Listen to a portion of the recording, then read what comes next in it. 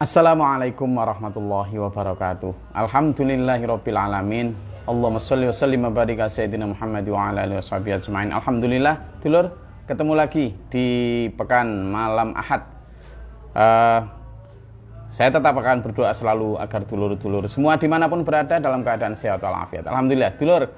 Kali ini kita akan bicara tentang kritik. Tentang kritik. Saya akan bawa analogi sederhana ya. Jadi kalau kita saya memang disarankan oleh Abi Mohtar itu aktif untuk general check up.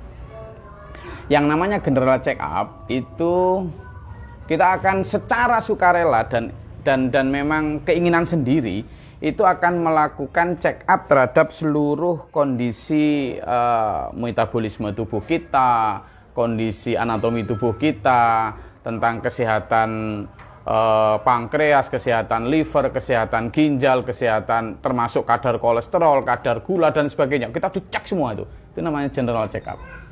Loh, ketika kita kemudian tahu ada lembar itu kan ada checkpoint, ceknya itu, checklistnya itu, apa yang mau dicek semua itu.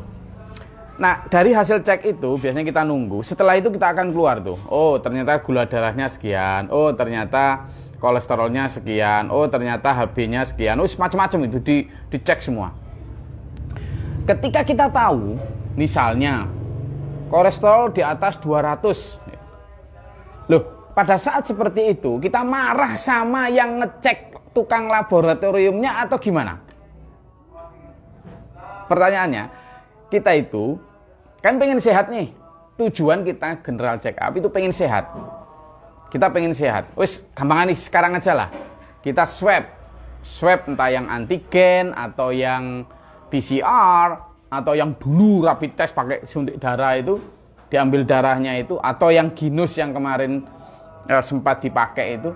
Ketika kita tahu hasilnya entah itu positif atau negatif, kita itu nyalahkan alatnya, marah sama petugas tesnya, atau kemudian berdasarkan hasil tes itu lalu kemudian melakukan langkah-langkah. Kalau memang negatif berarti penyembuhan, kalau memang positif berarti penjagaan dan preventif, kan gitu. Kalau negatif, kalau positif kan berarti penyembuhan, karena kita positif kena, naudzubillah, jangan sampai kena. Kalaupun itu yang kita lakukan, itu bagi orang yang memang benar-benar pengen sembuh. Analogi orang yang check up, analogi orang yang tes antigen, tes PCR tadi, coba kita tarik kepada diri kita ketika kita ingin memperbaiki hidup kita. Today must be better than yesterday. Nah, hari ini harus lebih baik daripada kemarin. And tomorrow must be better than today. Besok harus lebih baik dari hari ini. But how? Bagaimana? Kaifa? Bagaimana? Maka satu di antara caranya itu sudah dikasih tahu kita sama Allah. Open minded. Kita harus dengan ikhlas sukarela membuka pikiran, bahkan membuka wacana untuk mau dikritik. Sekali lagi, untuk mau dikritik. Karena sejatinya kritik itu adalah tes antigen, tes PCR terhadap diri kita, hasil tes kita itu. Anggap saja orang-orang di sekitar kita, teman, kerabat, bahkan mungkin orang-orang yang tidak suka kita, itu adalah petugas swab, petugas yang melakukan PCR atas perilaku kita. Loh, gimana kalau gitu? Sepakat enggak? Iya dulur, kenapa?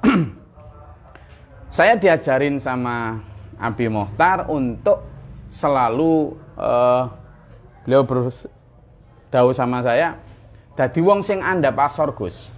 Meskipun saya masih belajar, masih sulit untuk itu. Dadi wong sing andhap asor Gus. Karena apa? Andhap asor itu kalau bahasa Indonesianya itu selalu sering merendah, selalu membuka kemungkinan bahwa kita yang salah, orang lain yang benar. Selalu menganggap bahwa kita ini orang yang bukan orang yang tinggi-tinggi amat, yang bawah. Kenapa saya diperintah begitu? Supaya kita tidak kaget atau bahkan bukan hanya kaget, lalu melakukan reaksi balik yang negatif terhadap semua kritik, terhadap semua masukan yang masuk ke dalam kita. Dulur, Quran mengajarkan dulur. A'udzubillahi minasyaitonirrajim. Bismillahirrahmanirrahim. Wal 'ashr. Demi waktu yang singkat, demi waktu asar. Kalau pakai al-asr itu kan sebenarnya satu sindiran buat kita, bukan hanya tentang waktu asar. Waktu asar itu kan diibaratkan waktu yang sempit. Bahwa kita punya waktu yang sempit untuk melakukan semua perbaikan. Kenapa? Karena innal insana lafi khusr. Sesungguhnya, itu ismu takkid tuh. Sesungguhnya semua manusia dalam keadaan rugi. Lafi. Lamnya lam takkid juga tuh. Lafi khusr, di dalam kerugian, sungguh dalam kerugian. Kenapa Allah sampai ada inna, ya, ada lamnya, gitu? Kenapa? Ada wawonya ini wawo sumpah juga tuh. Kenapa sampai begitu? Karena memang rugi betul manusia. Tetapi ada pengecualian, yakni illa, kecuali kata Allah, kata Tuhan gitu. Ada semua orang rugi kecuali 3 golongan. Yang pertama adalah alladzina amanu. Alladzina amanu, orang-orang yang beriman. Yang kedua adalah yang amilus sholihah, yang beramal saleh. Dan yang ketiga ini yang jadi topik bahasan kita pada malam hari ini, yakni yang watawasau bil haq watawasau bis sabr. Orang yang selalu bertawasau, orang yang selalu saling mengingatkan dalam hak dan dalam sabar. Nah, ini topik kita. Orang yang mau mengingatkan dan mau diingatkan. Kalau yang mau mengingatkan banyak dulur, banyak, seneng ngelingno wong. Tetapi ketika yang mau diingatkan, nah ini yang sedikit. Topik kita malam ini itu supaya tidak jadi orang yang rugi. Maka mafhum mukhalafahnya, gitu kan? Kalau orang yang tidak rugi adalah orang yang mau saling mengingatkan, maka mafhum mukhalafahnya orang yang paling rugi satu diantaranya adalah orang yang perilakunya membuat orang lain takut mengkritiknya. Dikritik dikit baper, dikritik dikit marah, dikoreksi dikit langsung klarifikasi. Orang ya akhirnya, aduh jangan jangan kritik dia. Jadinya apa dulur? Saya masih ingat ada satu teori tentang pribadi orang itu. Jadi ada empat model perilaku atau pribadi orang. Pribadi yang pertama, wajah ini ya, yang tertutup. Di sini tertutup, sini terbuka. Yang tertutup sini artinya orang lain tidak tahu dirinya. Kenapa? Karena orang lain tertutup informasi akan dirinya. Tapi dia tahu dirinya sendiri. Hanya dia yang tahu bagaimana kelebihannya, kekurangannya, dia sendiri. Tapi orang lain tidak tahu. Gitu ya. Ini juga sangat susah untuk berkembang. Karena kemudian orang tidak bisa memberi masukan juga. Yang kedua adalah sini tertutup, sini terbuka. Orang lain tahu dirinya, kekurangannya, kelebihan, tapi justru dirinya yang tidak tahu. Karena dia tidak pernah melakukan self-evaluation, tak pernah melakukan muhasabah bin nafsi. Ini juga repot bergerak. Ini tipe kedua. Tipe ketiga adalah dia blocking tuh, tutup blok. Orang lain juga nggak tahu dirinya juga nggak tahu dirinya sendiri. Dia nggak tahu kelebihan kekurangannya, merasa sudah baik terus. Ketika ada orang lain mencoba untuk melihat atau memberi masukan, dia blocking, selalu menolak. Orang ini yang paling susah untuk maju. Rugi kata Quran. Nah ada pribadi yang keempat dulur. Terbuka dua-duanya. Dia sangat paham kekurangan dan kelebihannya. Lalu dia juga membuka diri untuk mau dikritik. Bahkan dia minta dikritik. Please correct me if I'm wrong. Tolong koreksi saya bila saya salah. Dulur, kita diberitahu dan diberi contoh oleh Rasulullah Muhammad sallallahu alaihi wasallam Beberapa pekan lalu satu topik kita adalah topik bagaimana Rasulullah memberi teladan kita tentang jiwa besar beliau. Ketika setelah perang Badar, ya, beliau mengambil satu keputusan tentang tawanan perang dan sudah diambil keputusan itu ternyata dikoreksi sama Allah. Dalam tanda kutip dikritik sama Allah. Dalam surat Al-Anfal tuh. Dikritik sama Allah. Lalu jiwa besar Rasulullah, beliau merubah keputusannya berdasarkan kritik tadi. Betapa hebatnya Rasulullah. Beliau meminggirkan seluruh citra-citra. Beliau nggak takut nanti citranya jelek. Beliau nggak takut nanti citranya turun karena kemudian merubah keputusan. Enggak. Tapi demi keputusan yang lebih baik, beliau merubahnya. Loh, kalau kita kemudian dulur, seperti Rasulullah, kita teladani Rasulullah. Bagaimana beliau membuka diri.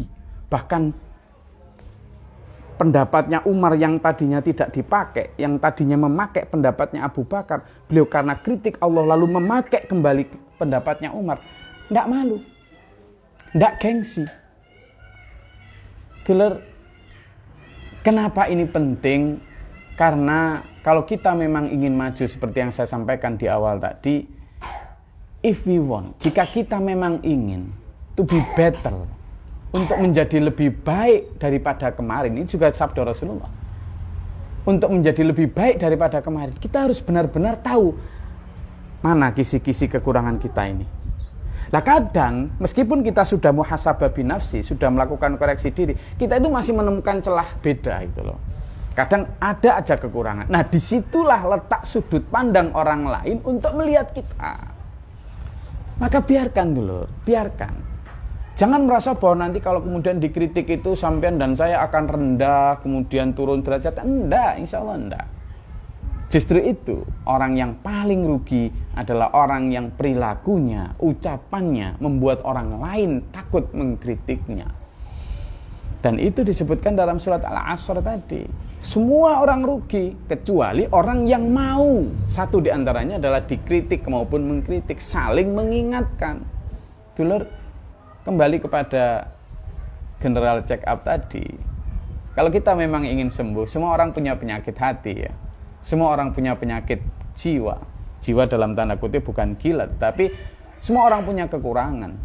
Dan kalau kita memang ingin maju, kita ingin berkembang, bukalah diri terhadap kekurangan. Nobody perfect. Jadi manusia tidak ada yang sempurna itu. Kata satu qaul, al-insanu makhlul khata' wa nisyan. Manusia itu tempatnya makhluk yang penuh salah dan dosa dan lupa. Nah, di situ kita letak membutuhkan orang lain. Maka kali ini saya ingin mengajak sampean untuk benar-benar menjadi jiwa yang humble, menjadi jiwa yang benar-benar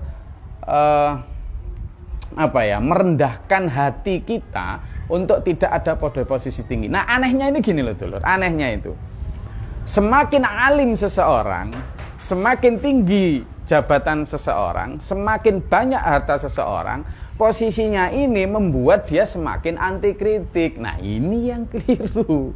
Kenapa emang? Kenapa? Kan harusnya insya Allah pekan depan lah coba kita kaji tentang korelasi antara ilmu dan kemampuan koreksi diri. Sekarang kita itu, kenapa kok kita itu sekarang kebiasaannya kalau kita menjadi lebih alim kok kemudian lebih anti kritik gitu. Kita ketika menjadi pejabat yang lebih tinggi kok menjadi anti kritik gitu. Ketika kita kekayaan yang lebih banyak kok kemudian kita anti kritik juga. Siapa diri kita? Kalau Rasulullah SAW saja rela dan ikhlas dikritik, rela dan ikhlas untuk membuka wacana akan kekurangan dan kelebihan. Ini sebenarnya contoh untuk kita. Dulur, saya rasa kajian kita akan kita fokuskan itu dan menjadi sangat penting untuk kita. Kalau kita ingin meraih piala sebagai ahsanu, sebagai orang terbaik, the best of the best, kita harus mulai dengan itu tadi. Mulai dari kemampuan menahan diri dari amarah, kemampuan dari membuka diri seluas-luasnya untuk mau dikritik, dan seterusnya. Karena kalau nanti kita benar-benar anti kritik, lalu blocking itu tadi, sudah kita tidak tahu kekurangan kita juga menutup diri dari orang lain. Setiap kali ada orang, kamu itu gini loh, kolesterolmu itu tinggi. Siapa bilang? Kamu itu kayaknya kadar gulamu terlalu. Siapa? Akhirnya apa dulu? Kita yang nggak mengurangi makanan-makanan yang membuat kolesterol makin tinggi. Enggak, karena kita enggak merasa, enggak mau. Akhirnya apa yang terjadi? Yang rugi siapa? Kita sendiri. Kolesterol makin tinggi, gula darah makin tidak karuan. Nanti tinggal sakit, siapa yang rugi? Demikian pula kita. Ketika kita dikritik misalnya, kamu itu kok kayaknya agak pelit deh. Tak lihat kamu agak pelit itu. Siapa dasar kamu tak kasih tahu? Orang akhirnya, kamu itu kalau tak lihat, kalau bicara di depan umum kayaknya bahasamu itu kurang sopan gitu. Loh, kita kadang marah digitukan. Padahal sebenarnya kan bagus. Berarti saya agak lebih sopan lagi, besok jadi lebih sopan, kan gitu. Akhirnya kita makin bagus terus tuh. Tapi kalau kita kemudian malas aku sama kamu itu, kerjaanmu datang kritik aja. Demikian pula kalau saya menjadi jamaah kajian, jangan milih kajian-kajian yang hanya menyenangkan hati sampean. Kalau ada kajian-kajian yang sifatnya justru menohok perilaku kita, terima. Saya kasih ibarat gini dulu. Misalnya di sini ya, di sini nih. Ada luka itu ya, ada luka. Lalu luka ini kan ada bakterinya. Dikasih obat tuh, serbuk dia gitu. Perih ini. Loh, yang perih ini sebenarnya kan perperangan antara antibodi ya toh dengan penyakit ditambah dengan tambahan obat tadi. Jadi peperangan antara jelek dan baik di situ tadi itu. Gitu. Jangan kemudian obatnya dibuang, biarkan biar jadi kering ini. Luka. Demikian pula ketika ada kritik, ada peringatan Allah lewat kajian yang kemudian menyentuh hati kita, mengoreksi perilaku kita. Jangan kajiannya yang dimusuhi, jangan ayatnya itu gimana ngaji, nyinggung-nyinggung orang. Yang nyinggung itu bukan kajiannya, tapi setannya yang umpap di dalam hati, yang marah itu setannya. Karena selama ini mereka nyaman mengotori diri kita, mereka selama ini nyaman menguasai diri kita, lalu dikoreksi oleh ayat-ayat Allah tadi, obat tadi itu, biar luka-luka hati yang penyakitnya hilang. Jadi terimalah ayat itu, setannya biar hilang. Jangan kemudian malah peringatan ini ditolak, wah kajian kok nyinggung-nyinggung orang. Lah kalau kajian itu nggak nyinggung orang, masa nyinggung siapa maunya? Quran atau ayat Allah, peringatan Tuhan itu untuk manusia dulu. Dan kita adalah manusia. Dan manusia kembali tadi al-insanu mahalul khata' wa nisyan. Manusia itu tempat salah dan lupa. Kalau kita memahami basic understanding of that, kita memahami itu, insya Allah nanti kita akan menjadi pribadi yang lebih baik. Siap untuk menjadi lebih baik dulu, open minded, buka pikiran, terima kritik, dan insya Allah jangan segan, jangan anti terhadap peringatan, terhadap kajian yang selalu menohok hati, karena justru disitulah kita insya Allah akan mendapat obat-obat yang manjur untuk penyakit hati kita. Saya rasa itu, dulur, selamat menjadi pribadi yang open minded, selamat menjadi pribadi yang today is better than yesterday and tomorrow is better than today. Menjadi ahsanu amala. Saya rasa itu, doakan saya juga, mudah-mudahan kita bersama-sama menjadi orang yang good, and then better, and then best, and then best of the best. Selamat di dunia sampai di akhirat. Bila taufik wal hidayah. Wassalamualaikum warahmatullahi wabarakatuh. Sampai ketemu pekan depan.